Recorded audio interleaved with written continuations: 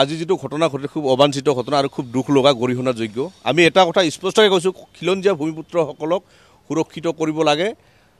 আৰু এইটো চৰকাৰৰ দায়িত্ব কিন্তু আমি হেকত দেখিবলৈ পালো এটাৰ পিছত এটা ষড়যন্ত্ৰ মানে ৰচি আছে চাওক আজি 25 তাৰিখৰ পৰা বিধানসভা চলি আছে আজি লাষ্ট অন্তিম দিনত অন্তিম সময়ত এইবোৰ ঘটনা কিয় ঘটিলে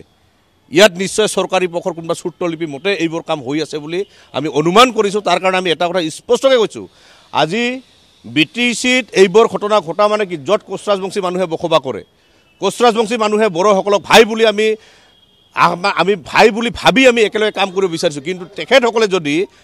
ভয় ভাবুকি দিব বিচাৰে কোচৰাজবংশীসকল হাত হাবতি বহি নাথাকে কোচৰাজবংশীসকল খাৰু পিন্ধি অধিকাৰ বিচৰা জাতি নহয় সেইকাৰণে এটা কথা স্পষ্টকৈ কৈছো ইয়াত আফচুৰ লগত ইউপিপিএল কমপ্লিট জড়িত হৈ আছে তাৰ কাৰণে আমি এটা কথা কৈছো কোচৰাজবংশী মানুহবিলাক যি সকল ব্যক্তি ইউপিপিএল আছে গোটেই কেইজন ব্যক্তি সোনকালে ওলাই আহিব লাগে দল এৰি কাৰণ এইবোৰ ব্যক্তিৰ অসমখনক লৈ চিন্তিত নহয় নিজৰ এলেকাটো লৈ চিন্তিত কেৱল নিজৰ কথা ভাবিব পৰা এইবোৰ যি চিন্তাধাৰা এইবোৰ চিন্তাধাৰা আমি বতৰ হলনি কৰা সময় আহি পৰিছে যাৰ কাৰণতে আজি আমি বড়সকলক গোটেই সমাজখনক আমি ক'ব বিচৰা নাই আফচুৰ যি মেণ্টেলিটি ইউপিপিএলৰ যি চিন্তাধাৰা এই চিন্তাধাৰাক আমি ধিক্কাৰ জনাইছো তাৰ কাৰণে আমি এটা কথা স্পষ্টকৈ কৈছো চৰকাৰক আহ্বান জনাইছো মুখ্যমন্ত্ৰী ডাঙৰীয়াক অসমৰ মুখ্যমন্ত্ৰী ডাঙৰীয়া এটা কথা আপুনি নিশ্চিত হৈ থাকিব লাগে আৰু 6 জনগোষ্ঠীক জনজাতিকৰণ কৰিব বিচৰা যেটো আপোনাৰ আমি ভাবিছো বলে আপুনি আগ্ৰহ প্ৰকাশ কৰি আপুনি কামটো কৰিব আপুনি আগবাঢ়ি যাওক যেনেকৈ কাৰ আন্দোলন যেতিয়া হৈছে হোৱাৰ পিছতো কিন্তু মোটামুটি কাখন কেনেকৈ উত্থাপিত হ'ল কেনেকৈ আইনত পৰিণত হ'ল আমি সকলোৱে গম পাইছোঁ এতিয়া সৰু সৰু কথাবোৰক লৈ যদি আপুনি পিছ হুকি মাৰে আৰু আপোনাৰ ছুটলিপি মতে যদি কাম হৈ আছে তেতিয়াহ'লে কিন্তু আপোনাকো কোনেও ক্ষমা নকৰিব সেইকাৰণে এটাই স্পষ্ট কথা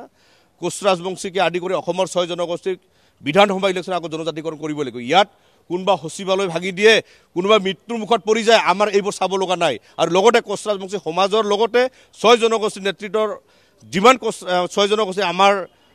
অসমত যিবিলাক ব্যক্তি আছে সকলোকে আমি সজাগ সচেতন হৈ আমিও কাম কৰিব লাগিব কোনোবাই দুই এজন ব্যক্তিয়ে উচতনিমূলক কথা কৈ অসমখন ধ্বংস কৰিব বিচাৰিব আমি কেতিয়া হ'ব নিদিম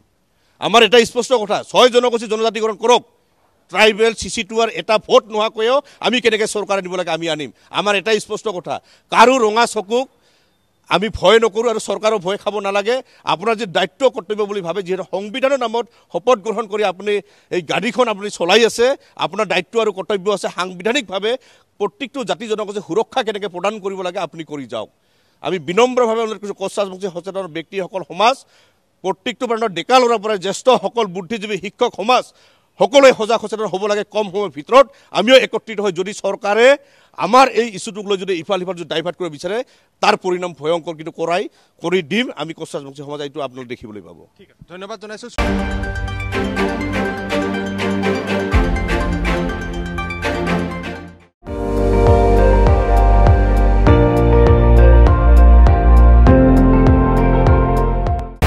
আপুনি চাই আছে ND24